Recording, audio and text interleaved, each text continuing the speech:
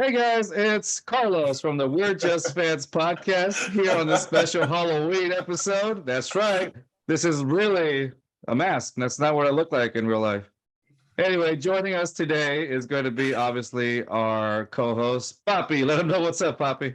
What's up, guys? What's up? What's good? And of course, we got Rios is wearing a Houston Oilers jersey, hoodie right now. The mask is honestly an improvement. You should keep it full time. Shut up. No one likes you. And of course, That's besides the point, but he's right. Besides the point. Leave me alone. And of course, here with us today, we got Mr. First Down, who was with us last time. So how's it going there, bud? Hey, I'm doing great. How are you guys doing today? Not so hot. Terrible after that game. Yeah, after that game, man. I understand. Yeah. I understand. Hey, you were right though. You said the king was gonna reign supreme, and Rios. I just got to say, welcome aboard to the fan base. So happy. Damn, bro. No, you take that off right now, man. Yeah, looks Hey, like Rios is. 90s, back when we had Warren Moon and Eddie George, and then they left. And yeah. Dude, I remember Aaron McNair, bro. That's what I remember on that one. Steve McNair. Yeah, he was here like 2 seasons, like 95, 96, and then they moved to Texas. Yeah. Then they moved. Yeah, he was part of that. I was. That's when I was born. Jesus Christ. Later, they're in the. Yeah, we forget. Yeah. Telling you, man. It was definitely, the Oilers were definitely a team that you could actually like stand behind because they had the history, they had the legacy, they had the it's just a unique color that the Oilers had, the Columbia blue and the history behind it with Bum Phillips and everything. I like how I'm trying to be serious right now with a mask on, and so it's just you can never be serious, bro. You can never be serious. You had Earl Campbell, the greatest running back to this day, to wear that uniform. And, and he was local. He's from Texas also. So it's like, It was just amazing to see that. So, I mean, obviously you see the clips. We weren't alive except for Rios because he's old. But nonetheless, it's like you get to see some of those highlights and you're like, wow, those were like the days. Like he was the epitome of beast mode, basically, Earl Campbell. And, and then it was just great to see these things that they were very successful, except for when they lost against the Bills in the AFC Championship, but that cursed comeback game. And man, it was a time to be an Oilers fan. It was a team that you can rally behind, and the unique logo too. The oil rig, the oil rig, man. It was great, and it literally represented Houston because of all the oil that all the oil companies that are here and everything. It was a team that you can get behind, and then obviously they left. Yeah, they went to Tennessee, and then everybody stopped caring about them. Yeah, after literally I do see a few people here still wearing the Tennessee Titans shirts or jerseys because obviously they remember the old Oilers stuff. And they're from Texas. Like they're not like from Tennessee or anything. They're just because of the Oilers stuff. And some people just completely I don't count those fans. Yeah. And then they have those. Right. And then there's those that just completely and utterly left, being fans of football because of that particular reason. I knew a few people when I used to work at a place, that when I used to work at a place. At a retail store. Yeah, at a retail store. There were people there. There were people there. And they one of the guys that I used to talk to a lot, my old boss, he was a big Oilers fan, and he would tell me, after they left, he just didn't really care for football anymore. And I know that's how a lot of people kind of felt.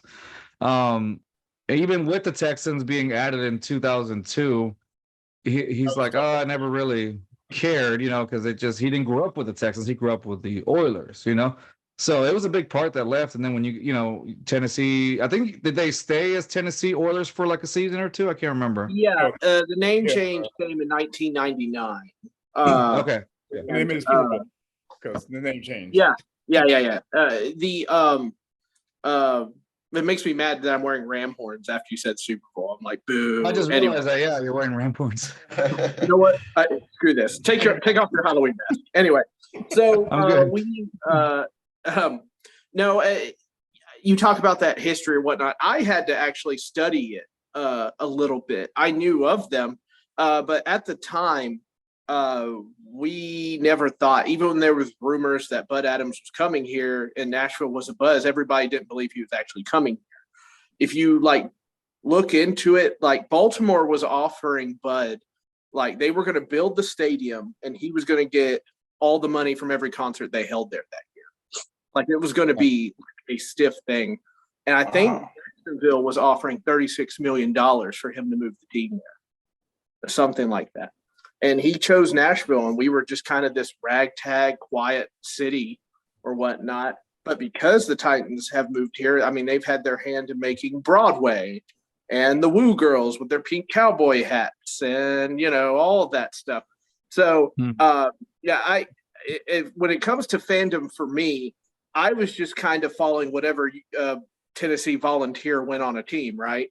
I remember small, I was just a baby, but I remember Reggie White with the Eagles. And I remember him winning the Lombardi and with the Green Bay Packers. And I just, that was kind of how it was. But I swore if we ever got one, I was going to lend my full support. So it's happy to see him. I'm sorry that it went down in Houston the way it did, because from everything I've read, it got ugly. It got ugly. Yeah, it got really bad. But Mr. Adams the sidelines. It was bad. Oh yeah, it was bad.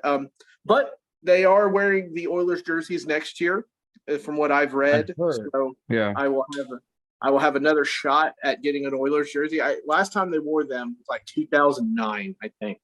And I Hall of Fame game, right? Those are gonna be nice too. They had the Hall of Fame game. They played the Bills in them. That's where you got the infamous double bird from Bud Adams. That's right. So, but yeah, no, I always I appreciate the heritage, especially that footage of Earl Campbell's like jersey disintegrating in front of our eyes. It was like, you know, like Kyle Brandt and the angry runs. That was the angriest run I've ever seen in my life. It was just furious. Almost as bad as Derrick Henry just rolling over a defense today. There was a defense out there? I thought there was a defense. It was Derrick Henry against nobody back there. That's what it was. It was nuts. You were right, but I really thought, like, okay, look, Lovie Smith is not going to let him just roll. It's just not going to happen. Like, I fully believe there was going to be a thing in place. And then, like, I think it was the third quarter, and Derrick started running on first down and getting a first down, running on first down, getting a first down. And I was like, goodness gracious, this is, you know, this is crazy. But by the time the second half started, the defense, like we've seen all throughout the season, the defense just, they work so much that, you know, come third quarter, come fourth quarter, they're completely gassed, dude. And like at that point, a player like Henry, you cannot stop. Not for too long. Not for too long at all.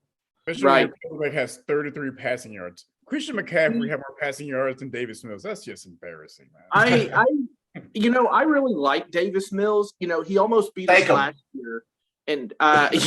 No, thank you. You can have him for a first rounder. Yeah. You guys already have 2 next year. Jeez. Anyway. So we can have a third. Do you see us out there? We need more. We need way more. Here's a question for the fandom. Are you going to keep those picks, or you think you'll trade one away? No, they're keeping them. They're keeping it. We're not in the market for making any big moves at the moment. I feel like we're in full rebuilding mode. Mm-hmm. We're about to trade Cooks probably. So nothing wrong with that. Nothing wrong with that at all. But don't worry, guys. I get to get boat race next Sunday night by the Kansas City Chiefs. I can't wait.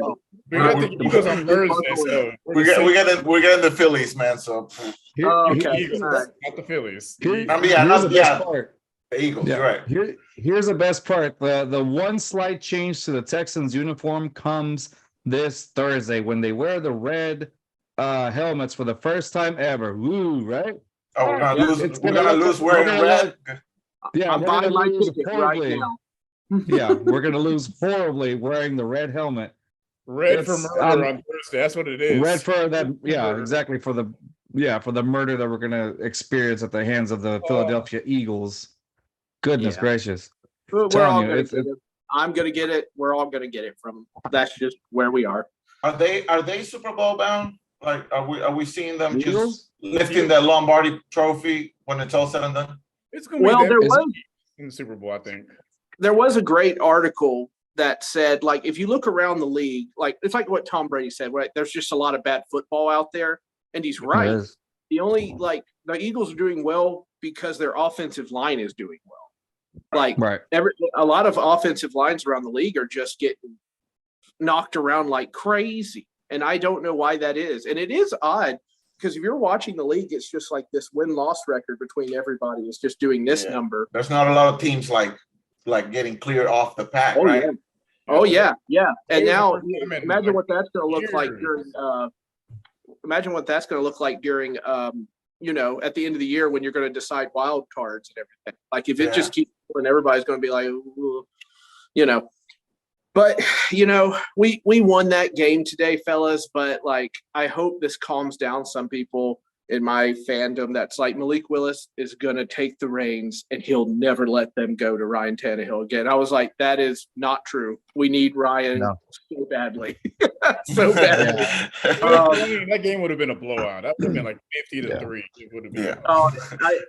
I look. He's just stable. Okay, He doesn't do anything crazy. He doesn't do anything either amazing sometimes, but it's like when he needs to make a play, he makes the play. And it doesn't have to be flashy. It could be something as just getting another first down or something, something like that. But yeah, I like Malik Willis a great deal, but he's just obviously not done cooking in the oven yet. Not even close. So, No, but I was really shocked by Davis Mills because after watching him last year, I really thought like, wow, the Texans are going to get like they have somebody, right? This guy, whatever, and it just kind of up and vanished in the wind. Do you guys? Is it coaching? Like what, or is this just like a slump? I've said it since last year.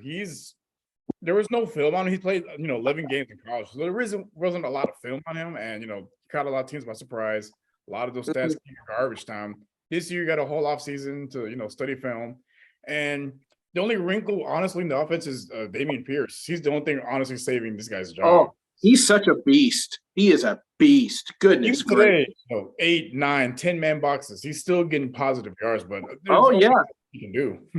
Trust me, Big Jeff was there trying to pull him backwards, and if Big Jeff is trying to pull you backwards, you're doing something right.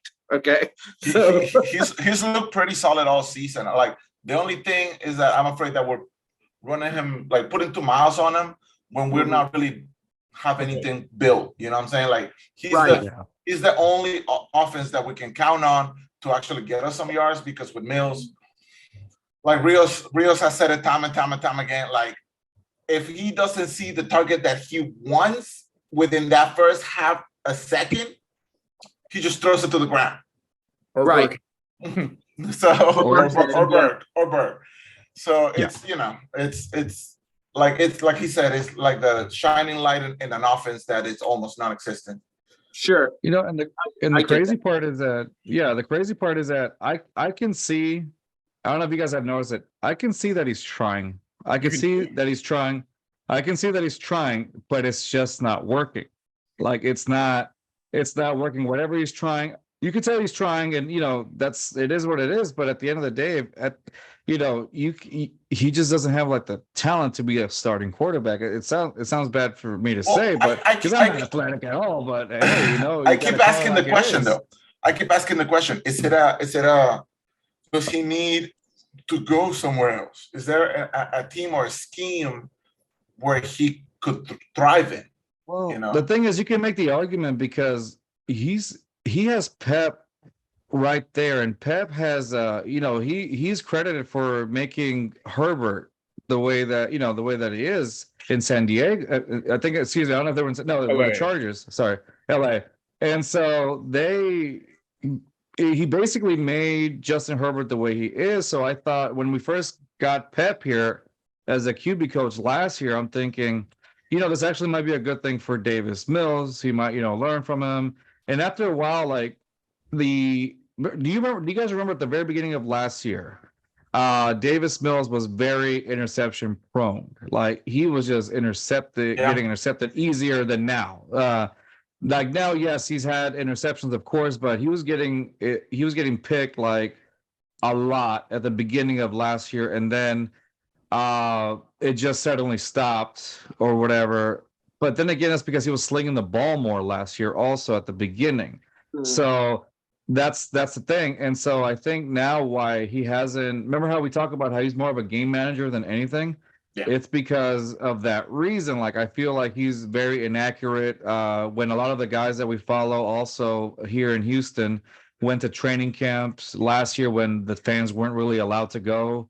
And then this year, when we were allowed to go, we saw a lot of those easy throws from Davis Mills, the checkdowns that Rios always mentions. And nothing like, if it went anything over, let's just say 15 yards, it was A, very inaccurate, and B, very wobbly, like a bad throw. Like it's like anything after like 15, 20 yards, it was just very easy for him to get intercepted.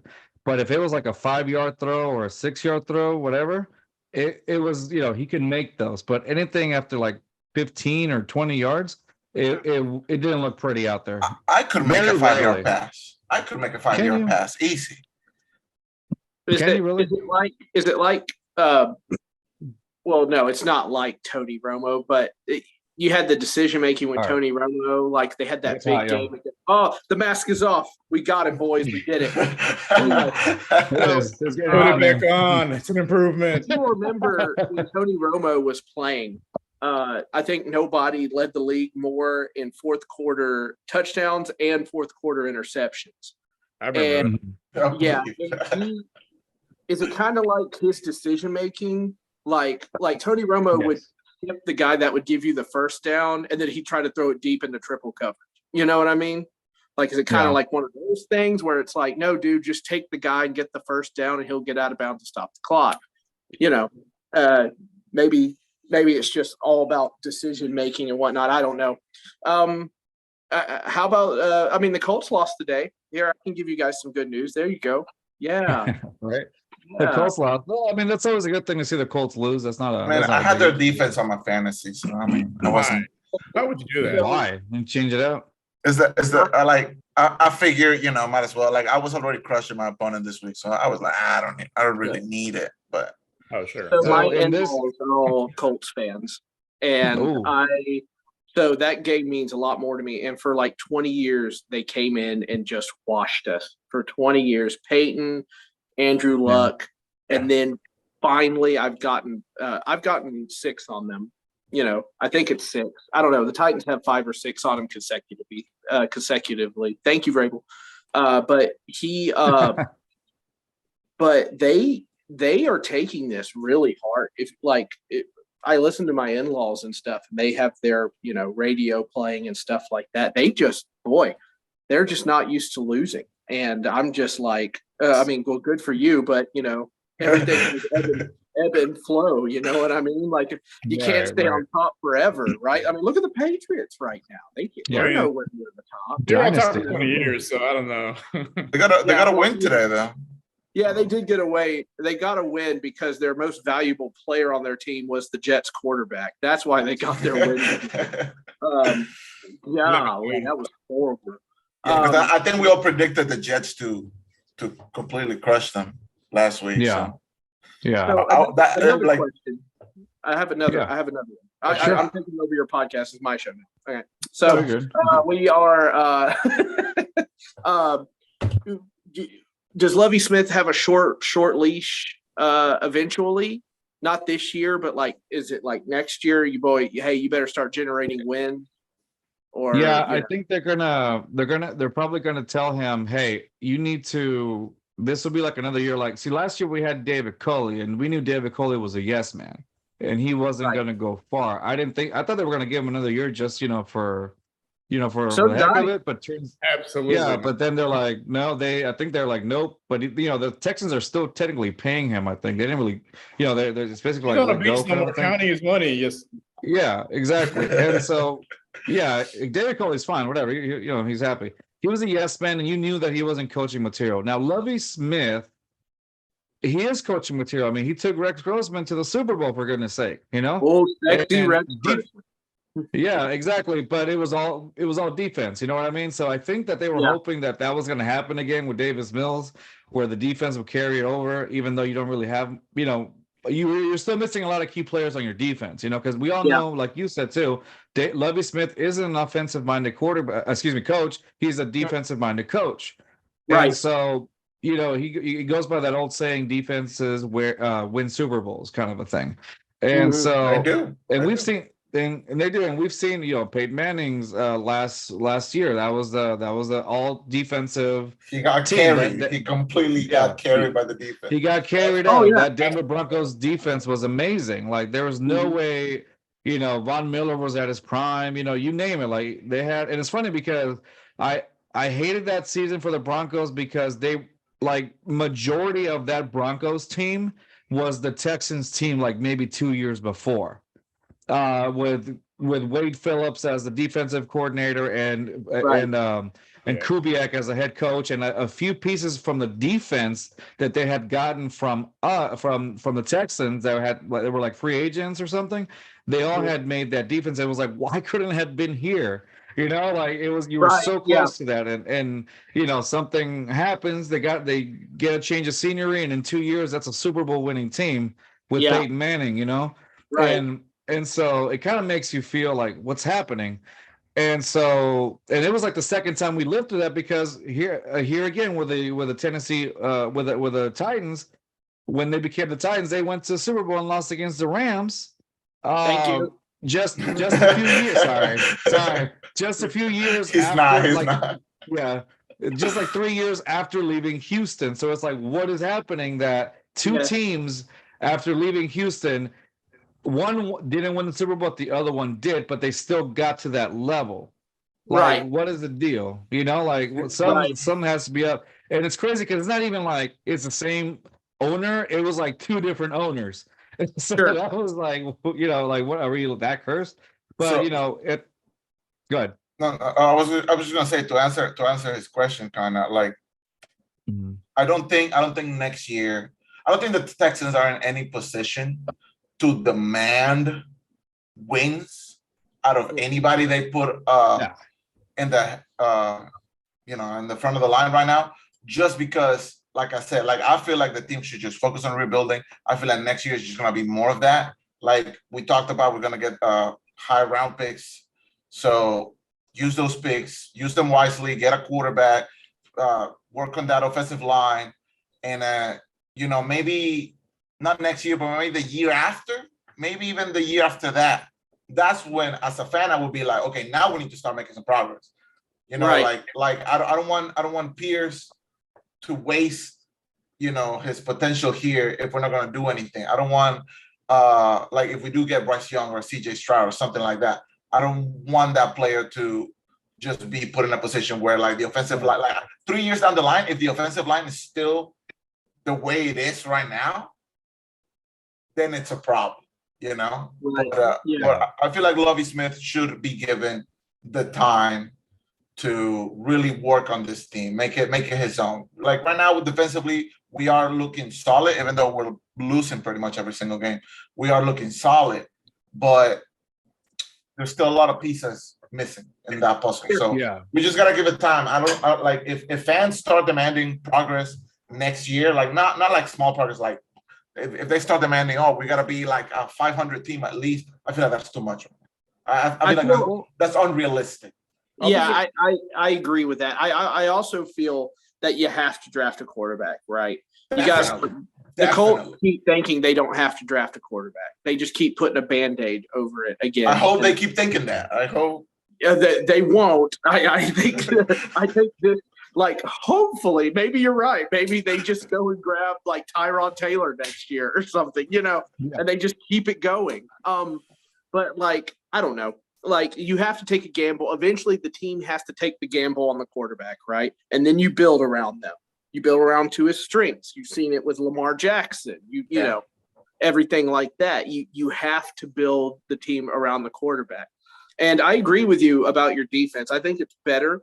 I know the scores don't show that, but I think the defense is missing some pieces, and you put pieces there, and then it's finito. We got lucky because the Derrick Henry's first 2 years, the starter, DeMarco Murray. DeMarco Murray was the starter for a couple of years, and so he hardly ever saw time. So when he started rolling, it was like a revelation to all of us. We're like, "Who? Wow, okay." Like, like this guy's been here the whole time. What? Yeah. Who's the tall guy with the braids? Literally couldn't miss him. He carried Alabama to national championships. See? He did. Oh, yes, he did. Yes, he did. You guys looked out on Derrick Henry, honestly. Oh, we did. We absolutely did. I was kind of sitting there during that draft thinking, like, more defense. I love defense, more defense. And they're like, a running back. I'm like, whatever. No,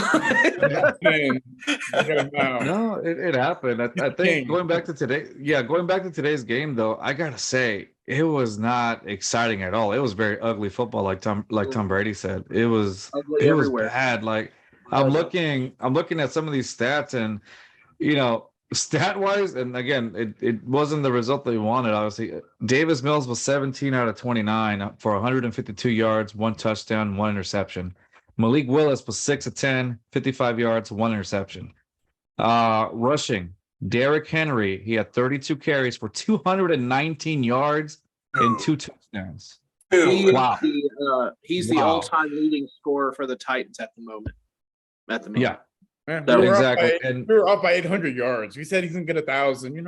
Off about 800. You were right. Yeah, I really thought it was kind of punchy there at the beginning, and then it just kind of went by the wayside. And I didn't feel like either the Texans didn't have their personnel lined up correctly. There was a while there that it was like the same handoff every 2 seconds. And I'm like, are you guys going to adjust, or we just, okay. There was one pass thrown in the second half. One pass. One pass.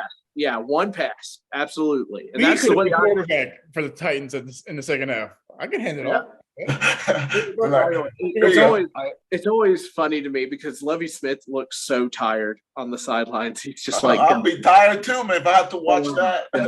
Vrabel looks like he's about to explode constantly, like just inside anger, just trembling. And when Malik threw that, the back-to-back, I guarantee you that man is picky about fundamentals. Yeah. It won't be Malik interception that's going to piss him off. It'll be those false starts they had. I guarantee. Yeah. The press conference tomorrow, he will say something about the false starts. Yeah, I was looking at the comparing to their dude. Derrick Henry had 32 carries. Dameon Pierce had 15, and for 35 yards. 15 carries only. And that's what I'm telling you. You guys remember yesterday when I kept saying that if they contain Dameon Pierce, it's game over. Not that. As much as I love Dameon Pierce, like he wasn't going to be a big game changer in this. He's not unstoppable. He's not unstoppable. Yeah, he's not unstoppable. Yeah, because especially like I said, you guys' run defense isn't bad because you guys haven't allowed that many rushing yards. You guys, it's pretty good. So all you have to do is make this team one-dimensional and make Davis Mills throw the ball, and you did it. You made him throw the ball. Couldn't do it. Yeah.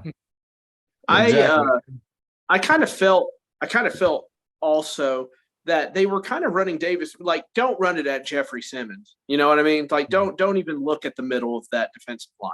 And they did that a couple of times. I'm like, and then they pitched it outside and had more luck with that. I'm like, yeah, go outside, because if you shoot it at the middle, that's where the teeth are, And I was just kind of flabbergasted by that. But, guys, rough year, rough season, whatever. Get the wins that you can get and hold on to them, man. That's yeah. Look, the only consolation that I have now is this. You know what? Tank it in a few years, right? Let's just say right before Dameon Pierce's contract goes up. That's when they feel like the Texans will start being competitive. And this was one of those seasons where maybe Dameon Pierce will compete will start showing up, the year right before the contract so that he can get that money or whatever. And by then, at the same time, like all these pieces, like our defensive guys, and then even the new pieces that we add on, and hopefully the quarterback position gets fixed. Like, I think by then, in the next few, maybe 2-3 years down the line, we will start finally being competitive. But for the next 2-3 years, we just got to hang tight and think to ourselves, at least we got the Astros to help us cope with this thing. Absolutely. And and that's what we have to hope for. Like that's really all we have to hope for. But The nonetheless, y'all, delegation from Tennessee says go Astros. thank you, There we sir. go. Thank you. We'll agree with that. All You're right, y'all. welcome. Well, it's about that time. There you go. It's about that time. Thank you, Mr. First Down, for joining us here today on this with our pre-show and with our post-game show. So we'll definitely have you back on, even if it's not a Titans game going on or whatever. We'll definitely have you back on, because football is is that language we speak. So I'm just gonna thank you. join up on random times, like, hey guys, what are you doing? Are you guys? Why are you Going on yet? Yeah. Come on, Like, man. Yeah. Rios, why are you naked? What's going on? It's like there's no video, and I'm like, why are you wearing the same shirt? And you're like, Show me those ankles. Show me those ankles. yeah. Like, dude, you've been wearing that Oilers hoodie all week. That lumbar support chair looks a little rusty. Yeah. All right, y'all. Well, always a pleasure having you, man. Yeah, hey, man. I love you guys. You guys do a great job. All right, I'm gonna listen. Appreciate you, man. Appreciate you. Thank you. Appreciate it. Thanks for coming on again. And again, we'll hit you up once we it doesn't have to be a Titans game. We'll just hit you up randomly. Hey, what are you doing today? Hop on the show or whatever, and you want to join us, come on through. I can offer whatever outside perspective you would like me to offer. Of course, definitely. Can I end with one thing? Yeah. No, the AFC South, if you look at every one of our teams, right, it's either we are getting lucky in the end or we're just kind of winning. All right. This division is not super good. Like it's just not. And look, I'm glad to be 5-2 or whatnot, but until the team realizes they're going to have to throw the ball every once in a while, you're not really gonna go anywhere. But parity in the NFL is so interesting, and in 3 years' time, you guys could be at the top of the mountain, and I could be at the very bottom. Heck, I'd rather be you guys than the Jags. Okay, let's just we can agree on that. Definitely. Let's just go there. I'd rather be us than the Colts. Or the Colts. Yeah. Oh yeah. No, it cannot be the Colts. They're not done. again.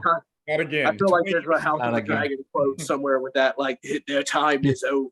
Yeah, they were at the top too long. That's right. All right, y'all have a good evening. All right, y'all. Thanks for hopping on. Appreciate you. And like I said, thank you guys for coming. We'll see you guys in a couple of days, really. All right. We'll be talking Astros next time. Bye. Yeah, we'll be talking Astros next time. All right, peace. Y'all have fun. You too. Thanks, man.